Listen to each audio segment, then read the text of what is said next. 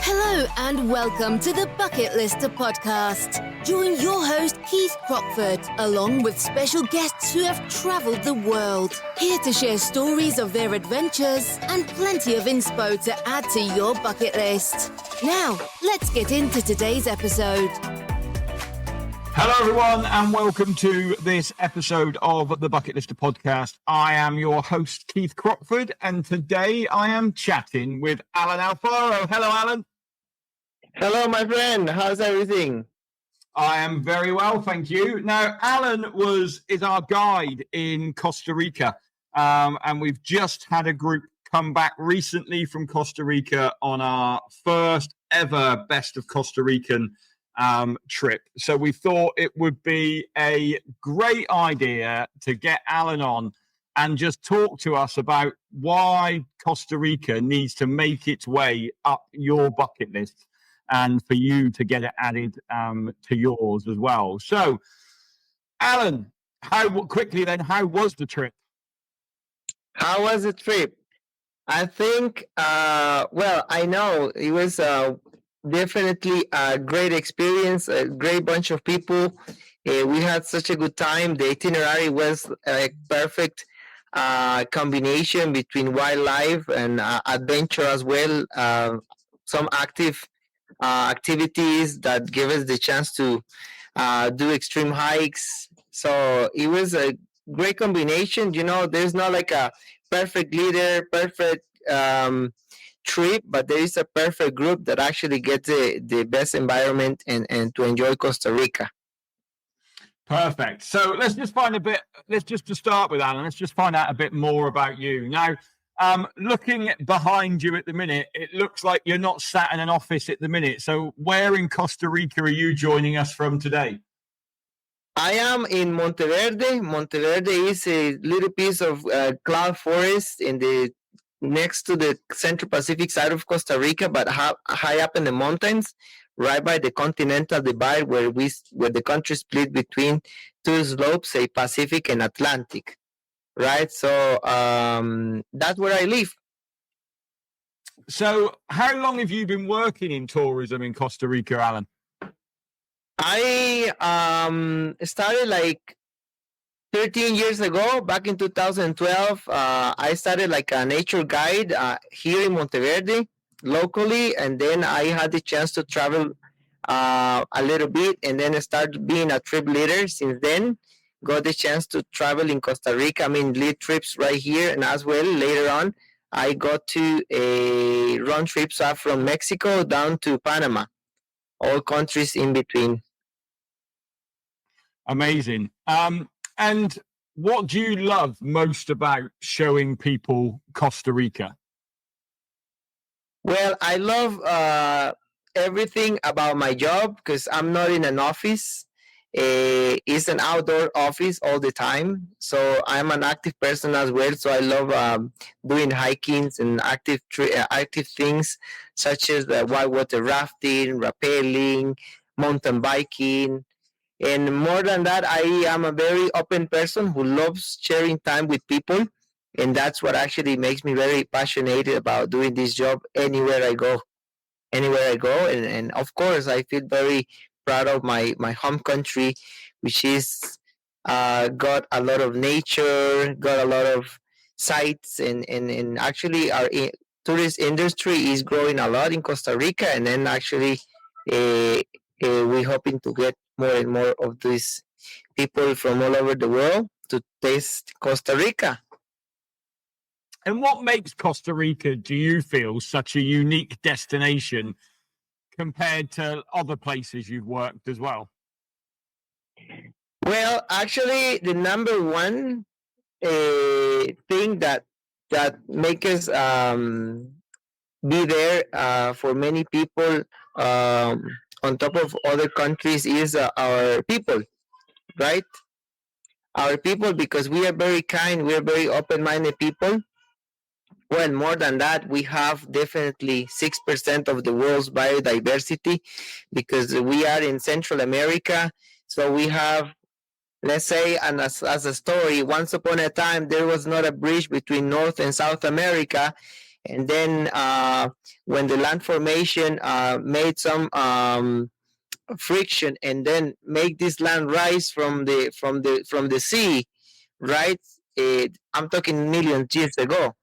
Then the wildlife start migrating from north and from south, and then stay created a big concentration of biodiversity in Costa Rica, right where we are.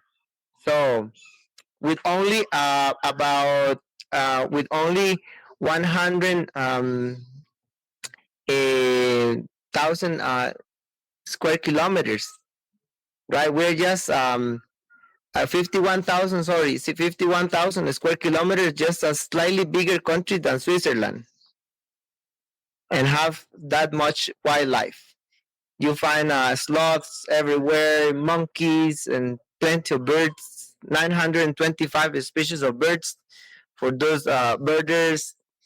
Yeah, and on top of that, a great bunch of people that work in tourism and are very happy to share our culture and our beliefs and everything about Costa Rica.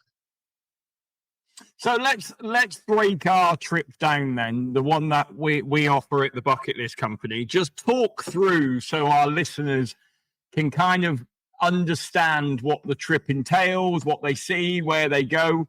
Just kind of, run through it in sort of a whistle-stop tour.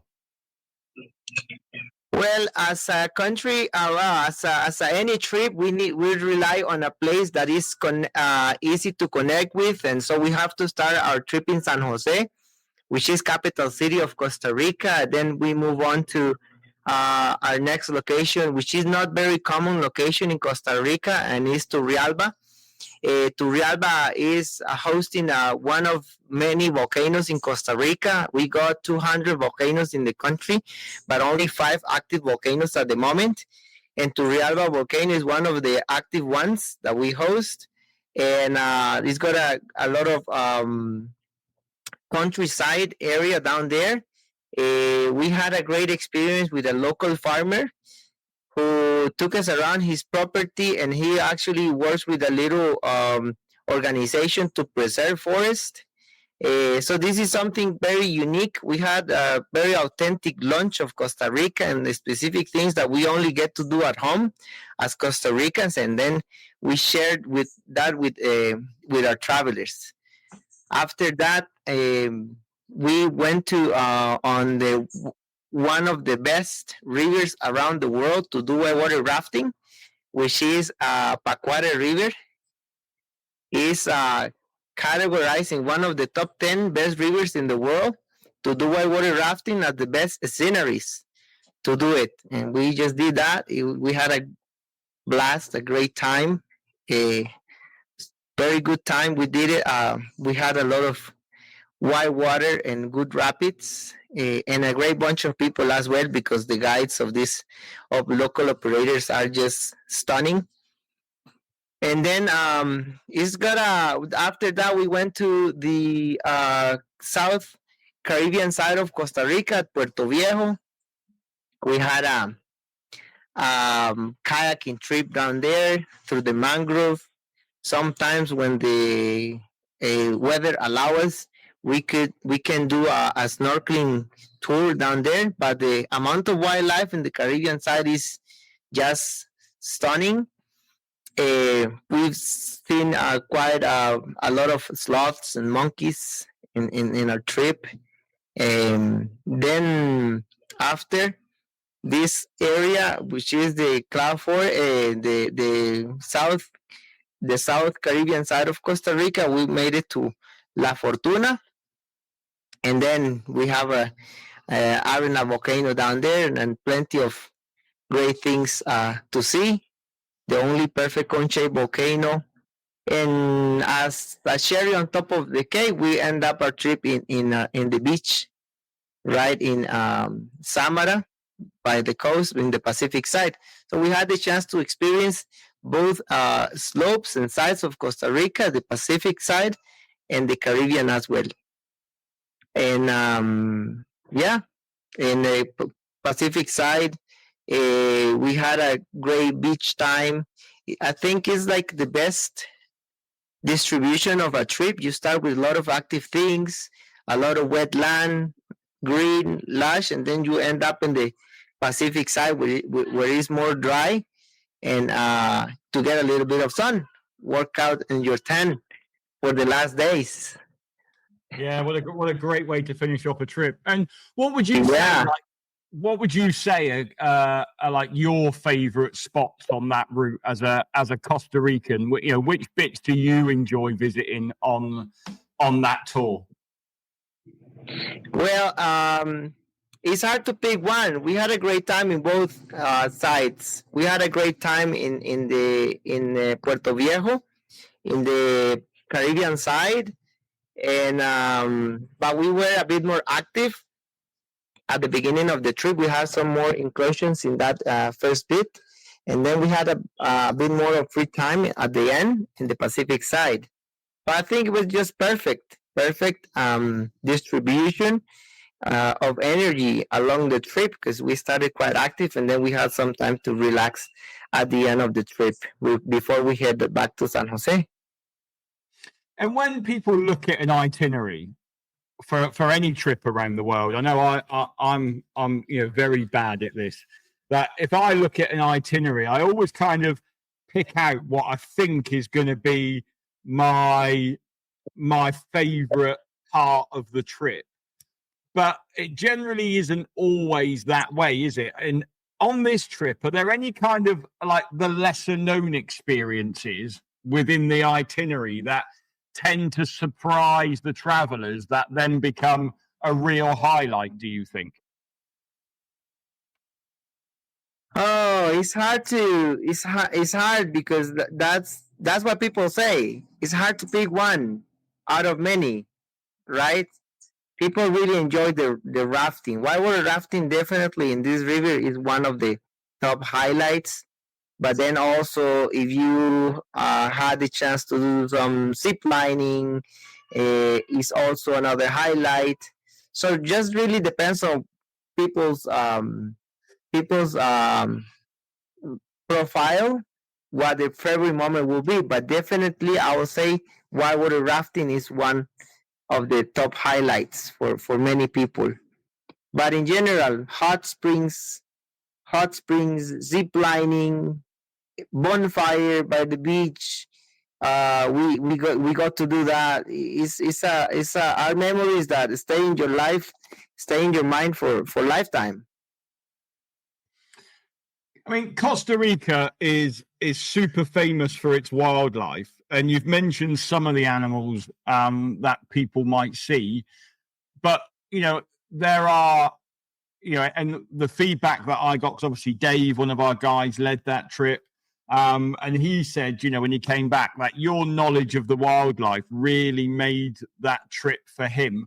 But what did you see on the trip? We got to see a lot of birds, a lot of some mammals such as monkeys are very common in the country. Sloths, we got two different species of sloth, the three-toed sloth and two-toed sloth. We have armadillos, olingos, kinkajous, porcupines. So a lot of things. You never know what you're gonna see. It's things that we'd like to tell people. This is not a zoo, but there is a great opportunity in Costa Rica to see a lot of wildlife. The nature is gonna provide us with a lot of things, but actually depends on us. We have to go and find the things. But one of the things, I did see quite a few. I did see a few photos of some spiders on hands at one point.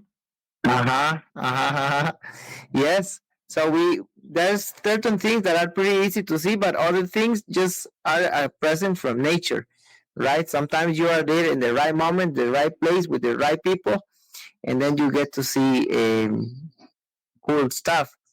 Some of the things that actually make a big contribution to the enjoyment of all this wildlife, as Dave mentioned to you, is our knowledge about wildlife. Personally, I studied to be a nature guide. This is a degree in Costa Rica, and we're very proud of it. That we know we have a lot of research about our wildlife, so we know the things we have here, right? So, and we're very happy to show it to people. But more than see the animal, the story behind the animal, because we love telling stories, make it even more interesting. Yeah, definitely. And I think that, that's what our guests love when they're on a trip is learning about those. Have you got a favorite story from a wildlife encounter when you've been guiding? Like, if you look back at all of your trips that you've ever done, is there one moment that stands out where you were, like you say, you were in that right place at the right time to see what you were looking at? Oh, definitely. Well, in fact, three-toed sloth only goes to the toilet once a week. Did you know that? No, I didn't know that. Okay, and I love how nature is just amazing. How they take care of every single detail, right? I like to think if I was the animal, right? So sloths are very slow, so their only protection is their camouflage. So if they do go to the loo from the tree, the predators can smell the poo down below on the floor and figure out there is a sloth up in the tree. Come get it, right? So they don't chance it. They go down to the ground, dig a hole with the short tail they have, and poo and pee, and cover it up like a cat, right? So one day I was telling the group, this happens, and suddenly the sloth needed to go to the loo in that specific moment. So I was telling the story about him, and then he decided to come back down to the toilet. And the interesting part, or the most amazing thing, is the sloth goes walking on the tree, hand over hand. So each time they take a hand down, they look back just to us. The other side, with the other hand, look back.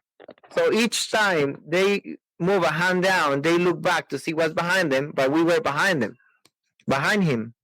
So it was like a session of photos of a sloth. Amazing. So just amazing pictures. And obviously, we, in the world we are living in now, we are all about sustainability. We are all about conservation. We understand that we've only got one planet, and we are the ones that have got to look after it. How are Costa Rica embracing that? Well, we know this is the chicken of the golden eggs. We, as people say, and definitely we have one of the best levels of education in Latin America, and our government, I'm grateful to say that is been working a lot in environment education. And people mention in the trips that they are surprised of how clean Costa Rica looks compared to other Latin American countries, and that tells definitely that we are taking a really good care of our environment, and we're very committed. Even me, as a simple leader, keep an eye on what people is doing every time and try to educate kids and educate anyone. We are very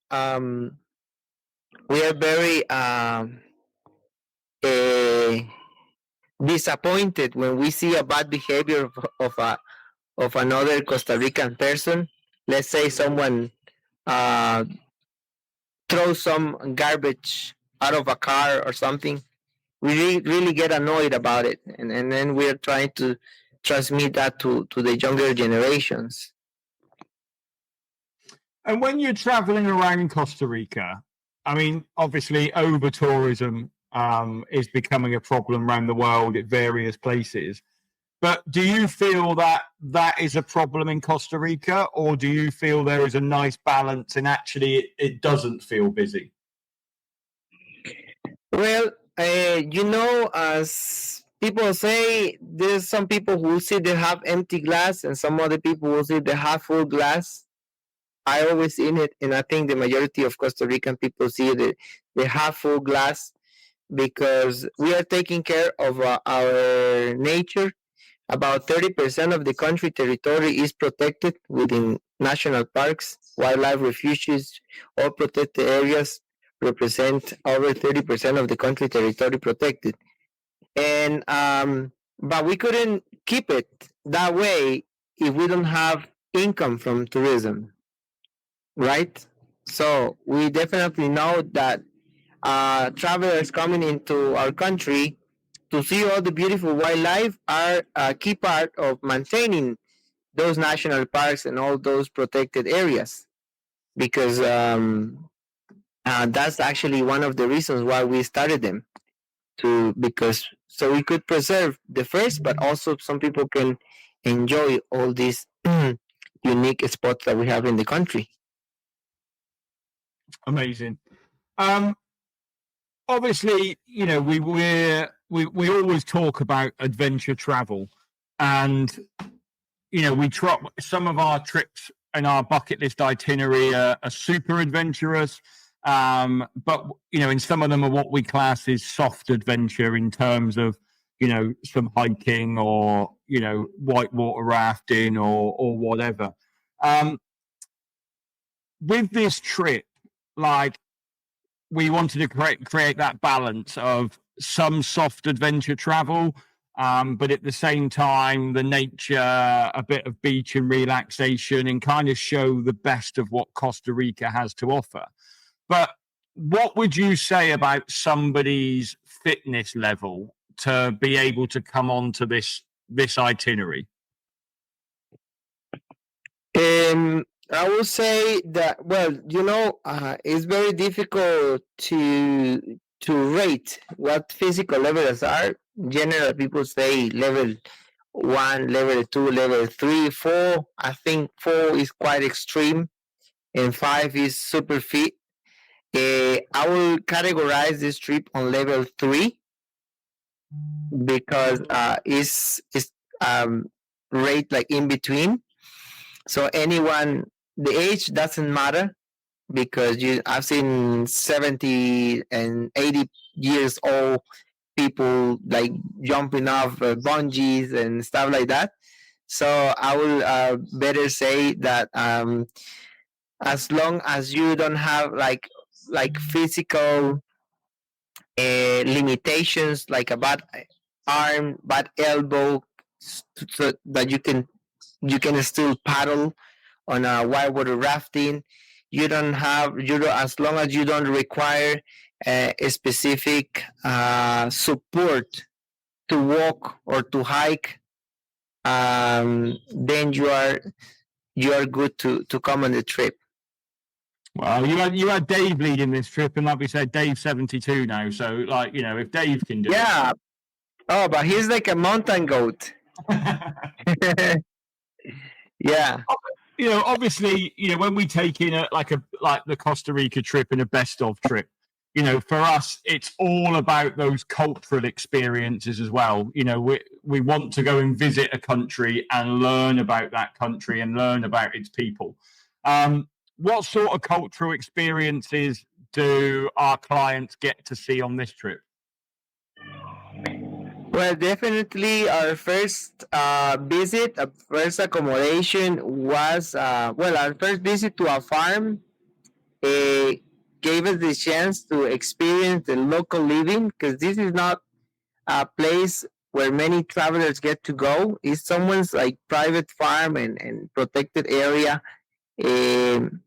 And we get to see the authentic local living of a family in Costa Rica. So that was very, very impactful in our guests because many people, we visited someone's home, right? So I think 90%, more than that, 95% of travelers coming to Costa Rica, they go home with a big wonder in their head, what would it be like to see a local Costa Rican person's house and home, how to see how they live and what they eat, and we're starting like with that experience at the very beginning, just uh, enrich people's mind, with the Costa Rican culture.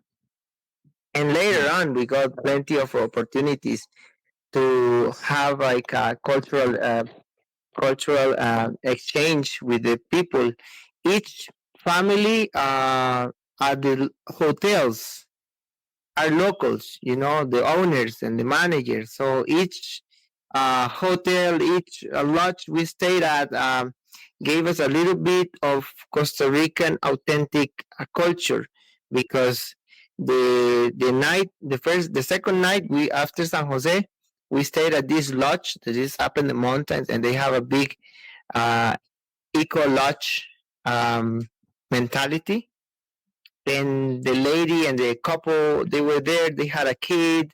We shared time with them. We played, and each location gave us a little piece of Costa Rican local culture, because everyone up in there. Because we are utilizing kind of small local independent accommodations, aren't we? We're not going for big resorts or anything like that. It's all very small boutique, isn't it? Absolutely, yes. I tell my clients, I tell my guests every time they come to Costa Rica, I don't think you need to go to a resort in Costa Rica, because there are resorts close to your home, right? So why would you come to Costa Rica to a resort? Because in a resort, people just go for a week and scratch their belly, you know, for a week. But here we are more into the cultural living and cultural experience. Can you explain to our listeners what Pura Vida means and how it represents Costa Rican life? Absolutely. So Pura Vida is two words, Puravida, and means a lot of things in Costa Rica. The literal translation is pure life. Pure life is the meaning of it in English, but in Spanish means everything for us. Means good morning, how are you? See you tomorrow. It was great. I loved it. Works just as Hakuna Matata. There is very well known. Yes. No worries. See you later. Excellent. I loved it. Tasty. Many different things. Perfect. Well, Allan, thanks ever so much for coming on and explaining our trip. Before we finish, though, for someone thinking about adding Costa Rica to their bucket lists or coming on to our Best of Costa Rican trip, what would you say to them? Well, we have a very green country. We have a very lovely people waiting to show you around. Very small country of Central America. Maybe you don't even know that Central America is a subcontinent, part of Americas. Many people just know North America, South America, and we do not exist, but we are a little piece of this planet that hosts 6% of the world's biodiversity, and we have a very lovely people to share time with. And what's your number one tip for travelers coming to Costa Rica for the first time? Bring an open mind and an open heart. There we go, Allan. That's very much. Thanks ever so much. One question, Allan, though, that we always ask new people that have come onto the podcast is, what is on Allan's bucket list? What is in my bucket list? Oh, definitely Asia. Never been. I will say Thailand, Vietnam. Well, there's two trips that we run there, Alan, because we do Vietnam and we do Thailand as well. So maybe you can come on one of our trips as a client and see what it's like from the other side. I'd love to. Alan, thanks ever so much for coming on to the Bucket Lister podcast. Hope you've enjoyed listening to Alan and understanding a little bit more about our Best of Costa Rica trip. I know Dave came back absolutely raving about it, and so did the clients as well. So if Costa Rica is already on your bucket list, or if this episode has added Costa Rica to your bucket list, I will put a link to the trip into the show notes, or you can visit the website and check out that itinerary as well. That's it for this week. Thanks ever so much for joining us. I will be back next week with another episode of the Bucket Lister podcast. But until then, thanks very much and goodbye. Pura Vida! Listening to this episode of the Bucket Lister podcast. Be sure to click follow to be alerted for next week's episode. For more travel inspiration, check us out at www.thebucketlistcompany.co.uk or follow us on socials. See you next time.